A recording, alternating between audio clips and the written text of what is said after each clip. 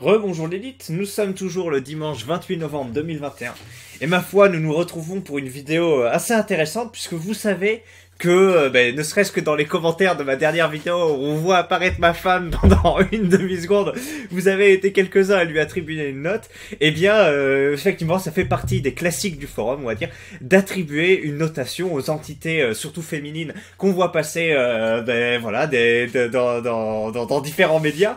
Le but est effectivement de fournir une classification assez rapide pour savoir à quel niveau de beauté la personne se situe. Et donc si en France les critères ne sont pas, du moins sur le 18-25, les critères ne sont pas établis au pixel près, on va dire, hein, à défaut d'une meilleure expression, à la poêle de vache, je crois, enfin bref, et bien sur le forum américain Reddit, donc, que vous devez peut-être connaître, l'aliéné Squeezie en parle de temps en temps, il y a un sous-Reddit, donc un canal dédié à la notation, donc j'ai l'impression des hommes et des femmes, et ils ont des règles assez précises et assez et assez particulière de noter. Donc le forum avec Rémi, avec famille, a découvert ça et je vais vous emmener un peu faire une balade au milieu de nos amis américains qui ont des critères de notation qui peuvent être un peu étonnants. Donc c'est parti.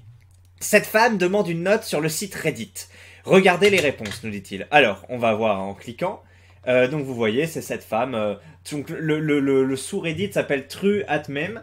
True at Me, ou je sais pas, True at Meme, vous voyez ce que c'est. Donc voilà, cette femme, effectivement, mâchoire un peu volontaire, comme on pourrait dire, les yeux, les lèvres, comment ça s'appelle, les cheveux, etc. Vous voyez qu'elle se donne sous deux angles. La première relativement proche et la deuxième de buste, je crois ça s'appelle, où on voit effectivement aussi le coefficient mammaire. Donc nous sommes bien sûr pas dans une vidéo à caractère sexiste, hein, comme certains pourraient se dire en regardant. Non, non, non, nous appliquons des critères de mesure objectifs qui concernent les hommes et les femmes, effectivement. Enfin, les femmes plutôt et les hommes. Effectivement, c'est voilà, comment juge-t-on l'attractiveness, le coefficient d'attraction manifesté par tel ou tel individu. C'est toujours intéressant de voir comment des gens essayent de s'articuler autour de cette notion.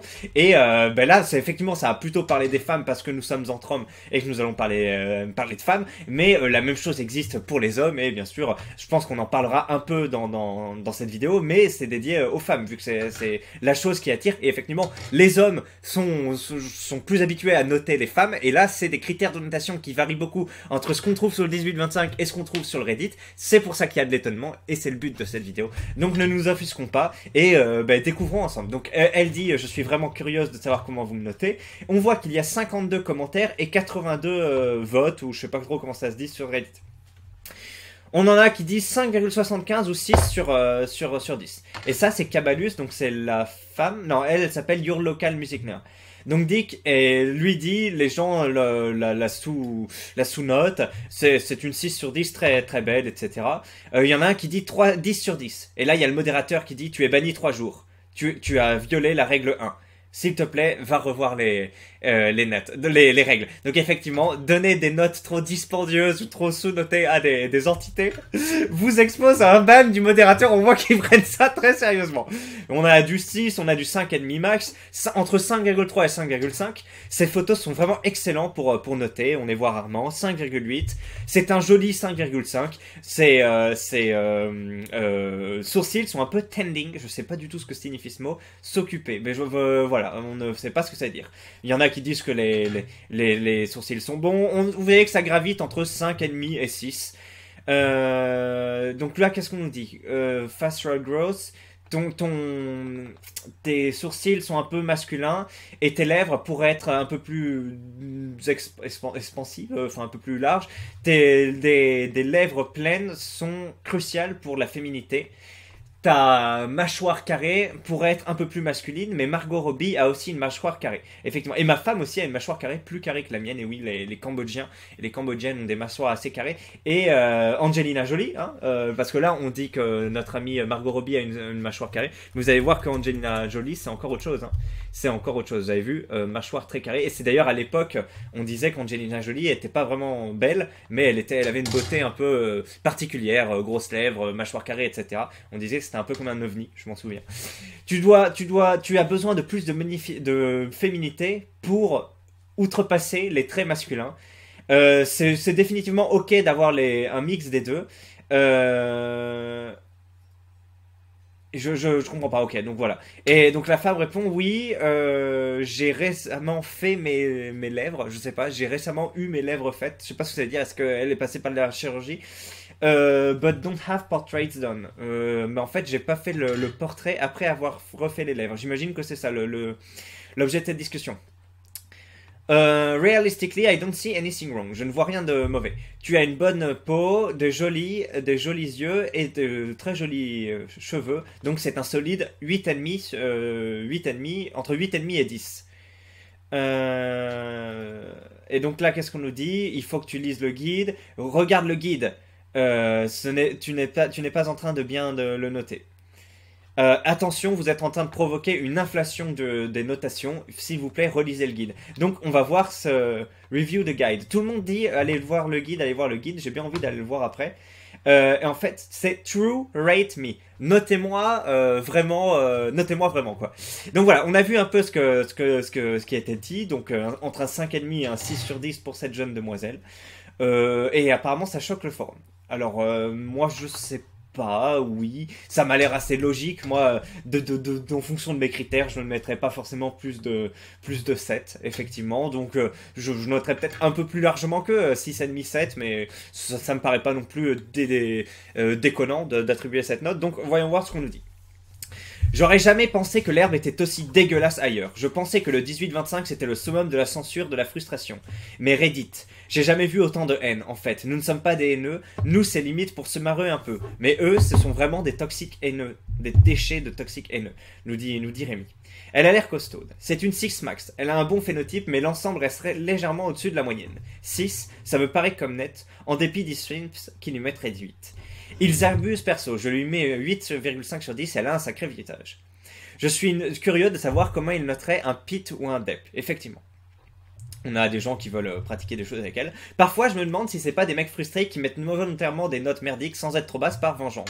Non, ils ont l'impression on a l'impression qu'ils se réfèrent au code, au fameux guide. Mais le problème, c'est que quand ils mettent jamais le lien vers le guide. Alors, voyons voir. Si on fait ça, est-ce qu'il y a le guide? Normalement, ils mettent le truc au début.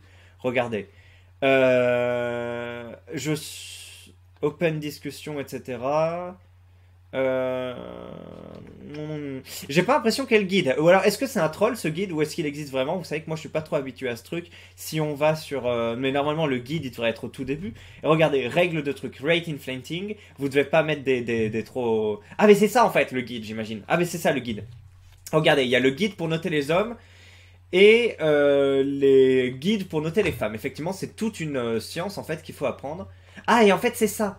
Alors regardez, maintenant on va se pencher dessus avant de découvrir ce que nous dit le forum. En gros, il y a le guide pour noter les deux entités avec à chaque fois la proportion concernée par la note. Donc on voit que le top, le 9,5, entre le 10, regardez, God tier, personne ne rencontre ce standard de 10. Personne n'y arrive et donc voilà, ça c'est 10, donc on sait, c'est extrêmement rare. Après on arrive à 89,5 sur 10 qui sont les top 0,002%. Donc une personne sur 50 000 est ultra attractive et peut prétendre être un super top modèle. Donc vous voyez, on a des exemples. Ah tiens, lui je le reconnais, il jouait dans Heroes. Heroes, c'était le scientifique indien. Je savais pas qu'il était particulièrement beau. Écoutez, on a des cas, mais celui-là non plus, j'aurais pas tendance à dire que c'est un 9,5. Mais écoutez, voilà. Donc c'est extrêmement rare. La plupart des les mecs les plus attractifs, ces hommes ont des structures osseuses très bonnes. Ils ont une mâchoire volontaire et projetée. High set, je sais pas ce que ça veut dire. Des zygomatiques proéminents. Donc, les zygomatiques, ce sont ces muscles, les muscles des sourires ici, donc qui sont voilà, en plus de la mâchoire. Une symétrie faciale parfaite et harmonieuse.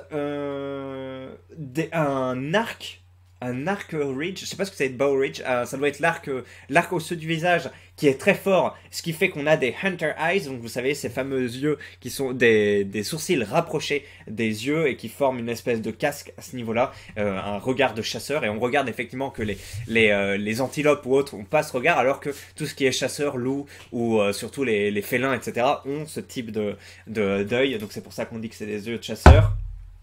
La peau ne va pas présenter de défaut et sera claire. Donc voilà, et on commence avec ce top 9,5%, enfin top 0,2%. On voit que Chris Hemsworth, donc qui est considéré par ma femme notamment comme vraiment l'un des actes les plus beaux du monde ou autre, n'est que top 0,3%, donc c'est qu'un 8,5 sur 10. Donc effectivement, pour que Chris Hemsworth soit un 8,5 sur 10, on se dit déjà que leur critère est assez serré. Voilà, donc c'est le top 0,03%. Après, si on descend un peu, en fait, un 7 sur 10. Donc moi, parfois, on me dit que je suis un 7 sur 10, et moi aussi, j'aurais tendance à me dire que je suis à peu près un 7 sur 10, mais en fait, pas du tout. Parce que le 7 sur 10, c'est le top 2,5% selon Reddit. Donc c'est un mec sur 40. Et effectivement, on voit que ce sont des personnes qui présentent des attributs assez particuliers. Mais après, je sais pas trop comment ils s'orientent, parce que Tony Chung, cette personne-ci, elle est quand même assez belle. Lui, pareil, Adam Saleh, je sais pas, il est pas particulièrement beau, mais apparemment, oui, ils sont plus beaux que 39 personnes sur 40. Et donc, en fait, on aurait tendance à croire que 7 sur 10, ça veut dire que tu fais partie du top 30%. Puisque, voilà, pour les femmes, pour les hommes, on se dit, 1 sur 10, c'est les top, c'est les plus mauvais 10%, 9 sur 10, c'est les meilleurs de 10%. Et donc, ça monte comme ça. 10, 20, 30, 40, 50%, etc. Et en fait, eux, non, on voit que 7 sur 10, il n'y a pas 30% de personnes qui ont cette note-là, mais seulement 2,5. Après, on arrive au 6,5 sur 10 avec 6,6%, 6 sur 10 avec le top 15%, 5,5 sur 10 avec les top 30%, et enfin 5 sur 10, c'est la médiane. 50% des personnes sont au-dessus des 5 sur 10, et 50% des personnes sont en dessous. Voilà, donc on a des exemples, Jonah Hill par exemple, ou Lil Wayne sont des 4,5 sur 10, donc ils font partie de la race médiane, j'ai envie de dire, enfin race inférieure. Nous avons ensuite Jay-Z ou comment il s'appelle le roux là, Ed Sheeran ou DJ Khaled qui sont des 4 sur 10, donc qui font partie des 15% des moins séduisants. Et puis après on descend effectivement dans le bas du tableau. Mais maintenant on va voir un peu ce que ça donne pour les femmes. Donc pareil, une femme sur 50 000, c'est à peu près les mêmes ordres de grandeur, j'ai l'impression. Et puis on descend de peu à peu. Donc voyons voir. Par exemple Sarah Hélène, en fait c'est que des femmes que je connais pas. Hein. Vous me dites quand...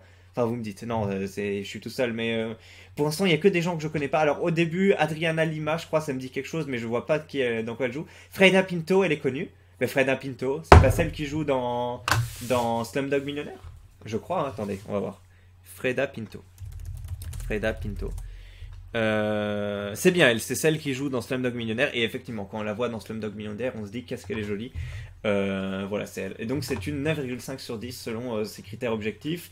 Après, on continue. Emily Ratajkowski, donc que je connais très bien. Enfin, que je connais très bien. Ça, pour le coup, je la connais par rapport aux autres. Donc, c'est qu'une 7.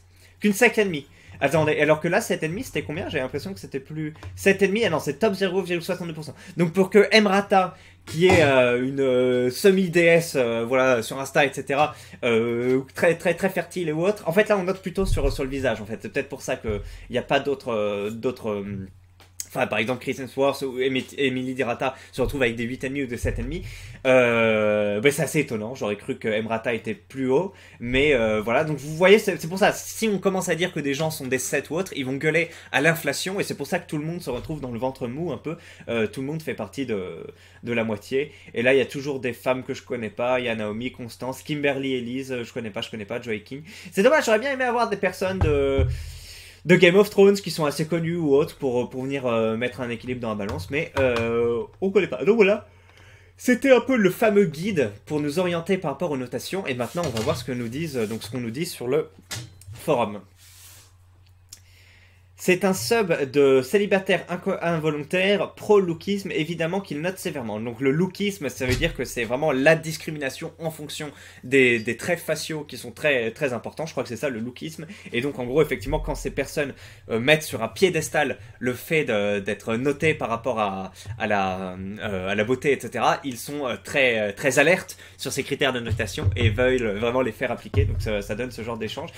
Tu vas sur le vrai Rate Me, avec la même photo, tu obtiens que des 8-9. En fait, voilà. En fait, il y a le True Rate Me et le Rate Me tout court. Donc, Rate Me, donc ça doit être le subreddit où il y a des gens lambda, pas des experts comme là, qui te notent. Et du coup, ils sont un peu comme sur le 18-25, ils vont plutôt représenter par, je pense, 1 point égale 10%. Et se disent, bah, ces femmes-là, elle est quand même dans le haut du panier, donc ça va être un 8 ou un 9. Alors que sur Rate Me, ils ont des critères très précis. Et même si tu fais partie des 3%, tu vas être qu'un 7. En fait, donc, c'est pour ça que c'est beaucoup plus condensé, ils veulent éviter l'inflation des bonnes notes. Écoutez, on avance.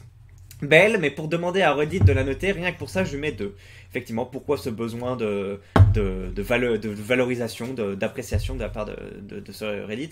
C'est une 7,5 minimum, mais les mecs qui notent ont besoin de rassurer leur ego en notant seulement les nanas sur internet. C'est une 4 à 5 grand max. La meuf dégage un air agressif, presque fou. Ses traits sont beaucoup trop proéminents, son visage n'est pas féminin, tout simplement. Même ses lèvres sont taillées à la serpe. Continuons. Et là, regardez, on a quelqu'un qui a traduit le sous-Reddit parfaitement pour nous donner en fait leur point de vue sur ces notations. Ce sous-Reddit vise à fournir des évaluations précises et objectives en mettant en œuvre des normes qui donnent aux évaluateurs un terrain d'entente. Qu'entend-on par précis? Les notes attribuées dans d'autres sous-sections ont tendance à varier énormément, car de nombreux évaluateurs utilisent leurs propres échelles personnelles. Dans d'autres sous-sections de notation, les échelles sont rarement définies, ce qui rend difficile l'interprétation des notes individuelles. Pour résoudre ce problème, ce sous-site dispose d'une échelle de notation à laquelle chaque évaluateur se réfère. Notre échelle de notation est basée sur une distribution normale standard, courbe en cloche. Ah ok, donc là ils expliquent qu'en fait, pour nous qui avons tendance à noter avec 10%, etc., on est en dehors des réalités parce que là, eux, ils se réfèrent à une distribution standard. Donc vous savez, une courbe de Gauss, une courbe en cloche. Donc je vous montre, c'est une courbe qui est fréquemment invoquée et qui suit vraiment la plupart des partitions. Par exemple, si on demande à des gens lambda de jeter un truc au milieu, eh bien on verra que il y aura quelques trucs aux extrémités, voilà, mais c'est vraiment moins de 10% dans... Ah, mais je pense que vous connaissez courbe en cloche, courbe de gauche, et en gros, c'est... la plupart des choses suivent cette méthode de distribution où finalement ce qui se concentre autour de -1 et 1, par exemple, voilà, va représenter beaucoup plus au final que ce qu'on pourrait imaginer si c'était une répartition avec 10% par chaque point. Donc voilà, et c'est pour ça que avec cette notation, le 7,5, le 8 sont situés ici, et alors que le 4 et le 6 englobent énormément de données, voire plus de... 70% du coup des gens sont inférieurs à 6. Et attendez, combien des personnes sont inférieures à... Hop, main rating, combien des personnes sont inférieures à 6,5? Je crois que c'est à 6,5 que ça doit se jouer le truc.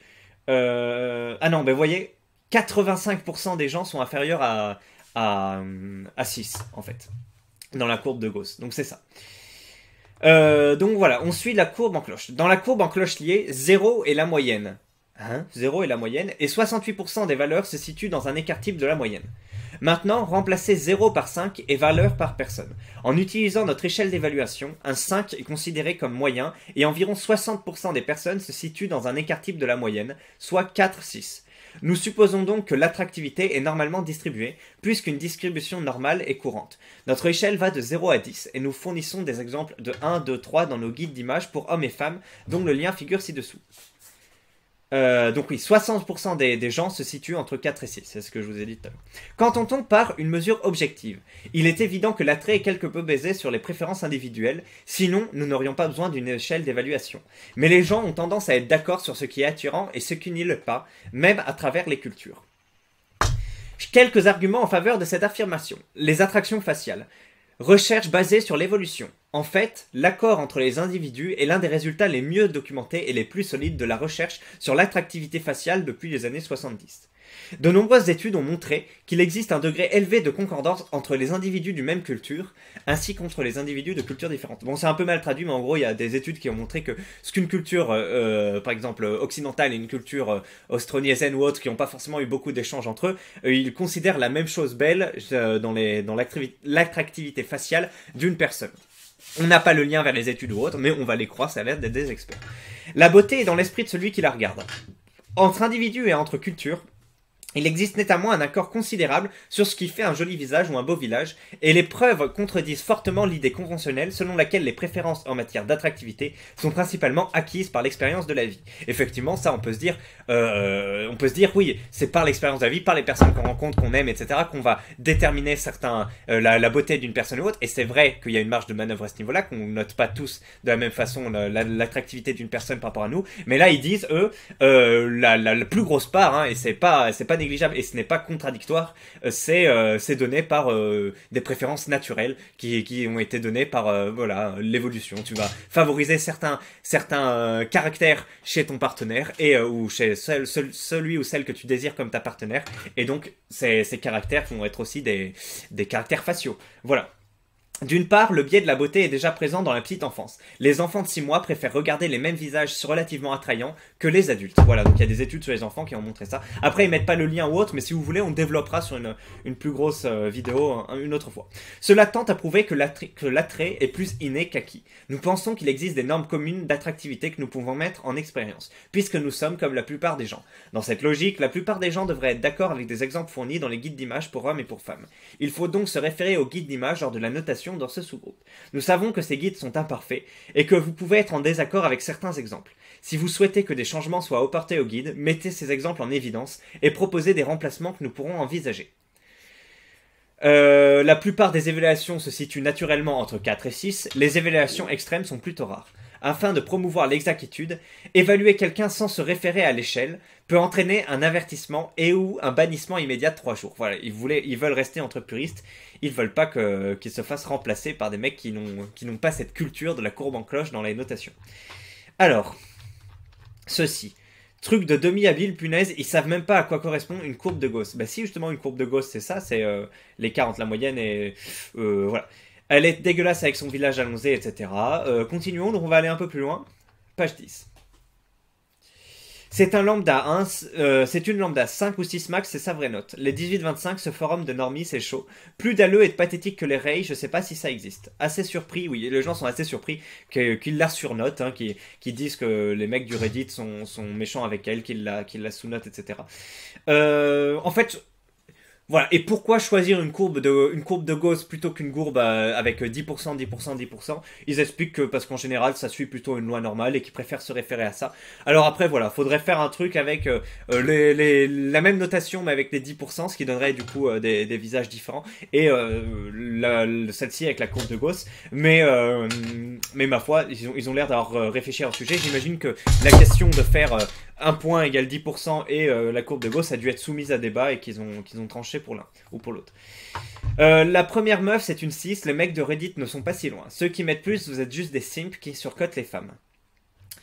C'est toi qui pue le malaise. Je réponds, ceux qui mettent, vous êtes juste des sims. Le mec, c'est tellement un golem nobonimisé qu'il ne sait que répondre. MDR gênant, malaisant.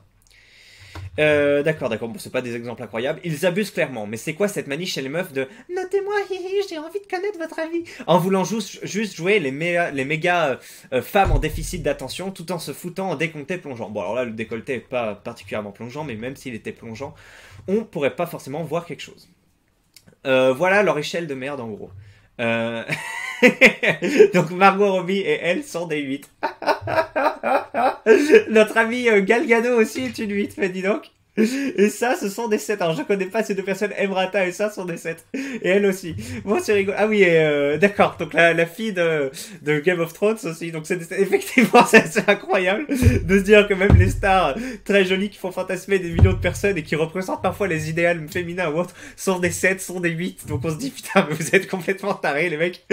Effectivement, là, c'est assez incroyable. Après, il y en a qui peuvent dire objectivement, la fille de Game of Thrones, Emrata, etc. Ça doit faire des débats incroyables, et c'est pour ça que nous qui sommes des moldus, ça nous paraît un peu étrange, mais je suis sûr qu'ils ont pas mal d'arguments. Plus de 6, c'est interdit pour une no-name sans argent, sans être aussi maquillée que Kim Kardashian. 8 pour Elsa Hosk, une des rares femmes qui est une 10. Alors je sais pas qui c'est Elsa Hosk, ça doit être la personne ici. Oui, effectivement, c'est elle directement, que je ne connais pas, donc effectivement, une super mannequin qui... c'est quand même assez spécial ça comme tête. Mais moi, franchement, si, elle est très jolie, elle est très belle. Je pense qu'en face d'elle, tu bégayes ou autre. Mais oui, 8 sur 10, non, c'est un peu abusé. C'est un peu abusé. On pourrait mettre plus. On pourrait mettre plus. Et Léa Chibel, what the fuck. La note est parfaitement objective. Elle n'a pas de seins, les yeux globulés, des lèvres franchement pas trécies, un grand front, de gros sourcils. Le seul truc qui la rattrape, c'est le fait que ce soit une arienne. Le même visage en brune marron, c'est une 3 sur 10, et retirons le maquillage, elle perd encore 2 points. Donc finalement, c'est une 1 sur 10 selon Golem Maxi. L'autre qui parle de réalité mathématique alors que l'impartialité des juges est remise en cause par cette même loi. Ils se trouvent tous proches de 5 et ils ont tous intérêt à attirer les autres vers cette note pour s'auto-valider. Oui, bon, c'est un point de vue effectivement de se dire du coup je fais taire ma subjectivité pour coller aux critères objectifs. Enfin, c'est assez alambiqué hein, comme raisonnement. Leurs critères de notation ne sont pas les mêmes que nous. Ici, 6 ou 6,5, ça veut dire que tu passes. Et 5, c'est pas ouf. Nous n'avons pas la même calculure que les Américains. Ils font attraction. Ces deux meufs sont à peu près sur les mêmes notes, nous dit-on. Donc voyons voir. True at Meme, donc cette fille qui est effectivement... Oui, bah elle est jolie, donc je sais pas, j'imagine qu'il la note 5,5, ah oui, 6, et 6, il y a des moins 1, 5,25 ou 5, 6,5, les yeux sont parfaits, incroyable. Probablement une 9 sociale. 5,9 et 5,3, c'est sous-noté. Par contre, 5,75 est bien noté, vous voyez. Eyes being too fat is only flow. Since your eyes are super far apart, tes yeux sont trop éloignés les uns des autres, mais à part ça, tu es très belle. Et celles-ci, alors, ont à peu près les mêmes notes, effectivement. Oui, c'est assez étonnant. Moi aussi, j'aurais tendance à dire que celle-ci est plus jolie. Voyons voir ce qu'on a. 5,2. Tu es au-dessus de la moyenne. 5,3, 5,5. Effectivement, 4,25, ça a été surnoté. Et là, on dit attention, avertissement, tu as sous-noté. S'il te plaît. Ça, c'est vraiment le gardien du temple. À chaque fois qu'il voit une note trop déviante, le mec, il sort son truc, il fait... Là, t'es mal barré, mon coco. C'est incroyable. Allez. Ils font extraction du phénotype. Tu vas sur toutes les échelles, sur toutes les notes. Tu as une noire, par exemple, alors que les noirs sont en général jamais notés au-dessus de 8 sur 10 sur l'échelle occidentale. Oui, ça se discute. Et oui, effectivement, les Asiatiques vont être un peu surnotés. Donc, c'est vrai. Donc, eux, ils ont essayé de faire ça objectivement en mêlant tous les phénotypes, comme on dit. Donc, effectivement, là encore, on a un décalage entre ce qu'on pourrait noter sur le forum ou dans la population et ce qu'on retrouve sur cette échelle. Même en prenant en compte une répartition de la beauté suivant une loi normale, il faut être sacrément frustré pour la noter entre 5 et 6. Une notation logique devrait suivre ce genre. Moins de 5, l'individu présente des défauts physiques qui dérangent l'observateur. Plus de 5, l'individu présente des traits qui plaisent à l'observateur. Donc déjà, elle est plus de 5. Ensuite, quels critères sont plaisants chez elle? Visage symétrique, beaux cheveux, yeux bleus, bleu teint, belle peau. On peut la mettre vers les 7. En fait, c'est inutile de discuter avec vous. Si tu connais un minimum la répartition d'une courbe de Gauss, tu sais très bien qu'entre 5 et 6, c'est déjà moins commun que 5,5. D'aucune manière, noter une personne aux alentours de la moyenne explique la frustration de la personne qui note. C'est terrible quand même. Voilà, 27 minutes. Je m'y attendais pas à faire aussi long. Bon bah écoutez, c'est la fin de cette vidéo. Non, moi je croyais que j'allais faire 10-12 minutes, mais ben voilà. Donc bon dimanche à vous, bonne fin de dimanche. Il y aura sans doute pas d'autres vidéos, et puis à la prochaine. Allez, salut.